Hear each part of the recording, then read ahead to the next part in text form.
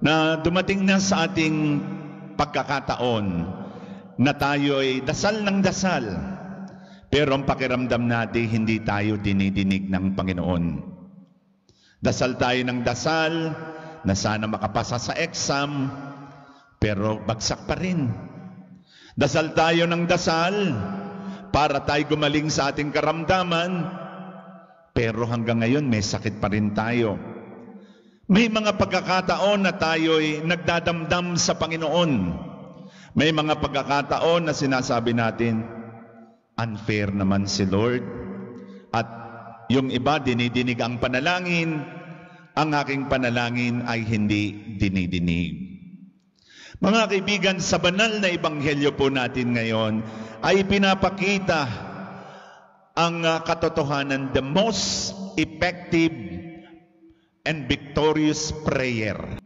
Siguro po ay nakakita na po kayo ng taong napakakulit. Siguro yung katabi mo makulit, o ikaw mismo makulit. At minsan nakakaasar, nakakaimbierna yung mga taong makukulit. Pero positively speaking, ang kakulitan ng Kanineya ang isa sa naging dahilan kung bakit dininig ng Panginoon ang panalangin niya.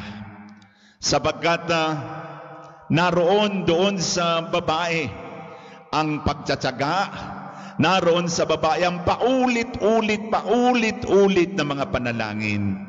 Kaya huwag po tayong magsasawang magpaulit-ulit ng panalangin sapagkat dinidinig ng Diyos ang ating panalangin. Kaya tunghayan po natin ang sitwasyon nang ang babae po ay lumapit sa Panginoon at sabi, "Anak ni David, tulungan po ninyo ang aking anak at pagalingin po ninyo siya." Pero makikita po natin, meron dalawang problemang malaki. Sabagat siguro sasabihin ng mga disipulo, lakas ng loob naman ito. Her move was very risky. Her move was very dangerous. Sabagat in 2 counts, meron po tinatawag na gender discrimination. Nung una po, ang lalaki po ang superior race. At ang babae hindi pwedeng makipag-usap sa lalaki, sa kalye. At masasabi nating ito ay isang pagpapatunay na malakas ang loob ng babae para kausapin si Jesus. Gender discrimination. Pangalawa ay may tinatawag po tayong racial discrimination, na ang mga Hudiyo po ang tingin sa mga Hintil ay napakababa. At kapag ang Hudiyo ay nakipag-usap sa isang pagano o sa isang Hintil, they become ritually unclean. Makipag-usap lang, nagigina silang madumi, nagigina silang makasalanan. Kaya iiwas at iiwas ang mga Hudiyo sa mga Hintil. Pero ang lahat pong ito'y tiniis ng isang ina. All for the love of her daughter. Tiniis niya ang pangungutya. Tiniis niya ang maaaring sabihin sa kanya ni Jesus. Tiniis niya ang magiging salita laban sa kanya ng mga disipulo. Sapagkat isa lamang ang nasa sa isip niya. Hindi ang kanyang sarili, kundi ang kagalingan ng kanyang anak. Kung kaya naman, nagpursige siya, nagpatuloy siya. She continued in trusting, in praying, in hoping that Jesus will finally heed her call. Especially ang pagpapagaling sa kanyang anak na babae. Mga kaibigan, ang reaksyon ng mga disipulo ay, Panginoon, sige na, pakinggan na po ninyo siya. Nakakadisturbo na po. Masyado nang nag-iingay dito. Para makaalis na ang kulit-kulit. Pero 3 beses dinedma ng Panginoon ang babae. Una, his cold treatment. Hindi niya pinapansin. At pangalawa, nang sinabihan siya ng mga disipulong, pagalingin na nga po ninyo. Ang misyong ko lamang ay sa bayang Israel. 3 beses na dinedma, ay lumuhod na yung babae. Lumuhod na at nagmakaawa at sabi niya, Panginoon, tulungan mo kami. Iligtas mo ang aking anak. At tingnan po natin mula sa Son of David, ang address na niya ay, Panginoon, iligtas mo kami. This is our prayer. During this pandemic, ito po ang aking laging pinapanalangin sa Diyos. Na Lord, iligtas mo na po ang bayang Pilipinas. Lord, iligtas mo na po ang buong mundo. Iligtas na po niyo kami sa COVID-19. This is our cry. This is our hope. This is our prayer to the Lord na iligtas tayo niya mula sa COVID-19. Mga kaibigan, bakit po kaya sa palagay niyo hindi tayo dinidinig ng Diyos? Bakit po kaya sa palagay ninyo ay walang ginagawa ang Diyos?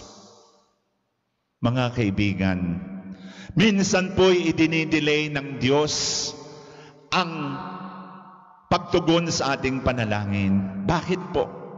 Para tumibay ang ating pananampalataya, para lumalim ang ating kaugnayan sa Kanya.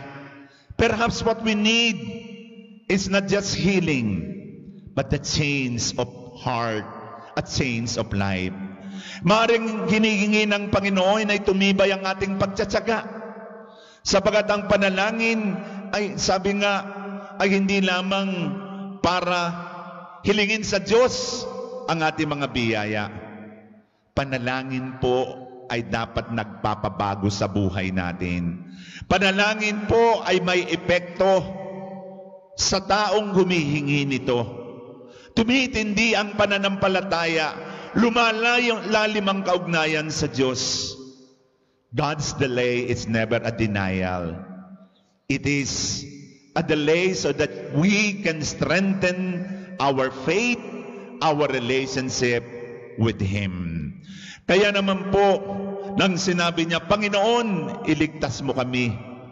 Inisnab na naman ang Panginoon at nakarinig na naman siya ng masakit na salita. Hindi marapat na ibigay sa mga tuta ang pagkain sa hapag ng Panginoon. At parang jokingly aside ay parang sinabi niya, ayun pong mga bata pag kayo hindi nakatingin, silang nagbibigay sa mga tuta at nag-aabang ng bahog na sila'y mabahugan ng mga mumong nalalaglag. At kahit po ang mga tutang ito, sige po, tuta na kami, aso na kami. Napakaaba ng aso during the time of the Lord. Kung ang tawag natin askal, asong kalye, they are carriers of germs, lalo tigit ng leprosy. Kaya nga pag sinabi kang dog, scavenger on the street, you are carriers of virus. At ikay napakababa ang tingin. Sinabi na ng Panginoon, you are dog. Pero she responded with light heart at sinabi niya, ay opo, tuta na po kami kung tuta. Pero ang mga tuta po'y nag-aabang ng laglag ng mga mumo mula sa Panginoon. At nakita ng Panginoon ang katindihan ng pananampalataya ng babaeng Cananea at sinabi niya, "Great is your faith. Uuwi ka, magaling na ang iyong anak." Mga kaibigan, ano po ba ang itinuturo sa atin ng banal na ebanghelyo? Una po, to be victorious and triumphant in our prayer, we need to have great faith. Na ipinakita po ng babae, kaysa hodang laitin siya, kaysa hodang siya'y malagay sa alanganin, kaysa hodang siya'y pagtawanan, maninindigan siya at mananampalataya na ang Diyos ay tutugon sa ating panalangin. Mga kapatid, katotohanan lang po, ang Diyos po ay tumutugon sa ating panalangin. Amen? Wala akong narinig. Amen? Hindi kayo tumutugon, patay na siguro kayo. Amen? Yan. So mga kaibigan, tatlong bagay po ang sagot ng Panginoon. Kung tayo may hinihingi sa Kanya, ang unang sagot niya, yes. That is for your good. Sa kabutihan mo yan. Ang pangalawa niyang sagot, no. You deserve something better.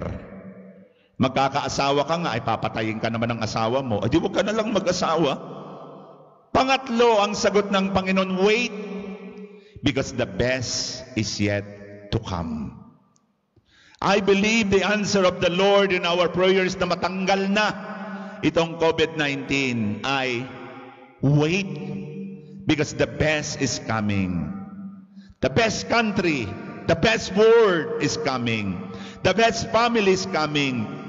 The best people will be coming out. Kaya minsan hindi binibigay agad-agad ng Panginoon so that the gold in us, the diamond in us will come out. At maging tayong mas mabuting tao, mas mabuting Kristiyano, mas mabuting pare, mas mabuting magulang, mas mabuting mga Katoliko, mas mabuting anak ng Diyos.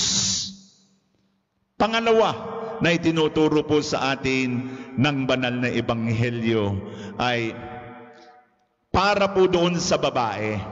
Jesus is not just a Savior. Jesus is not just a healer. Jesus is her only hope. Jesus is her life.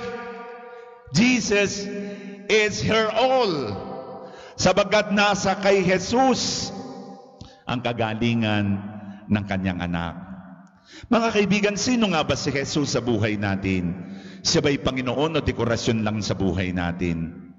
Para po sa Cananea na isang pagano, isang hintil, isang hindi sumasampalataya sa Diyos, si Jesus ang kanyang pag-asa at ang kanyang buhay. Sino nga ba si Jesus sa buhay natin? Kaya napakahalaga po na tayo'y magtiyaga sa ating pananalangin. Pangatlong mensahe, magtiyaga po tayo. Sapagkat kapag may tiyaga, may bulalo. Ayan. Kapag may tiyaga, may bulalo o may nilaga. Sa pagtsatsaga po natin, sabi ng banal na ebanghelyo, ay makakamtan natin ang buhay na walang hanggan.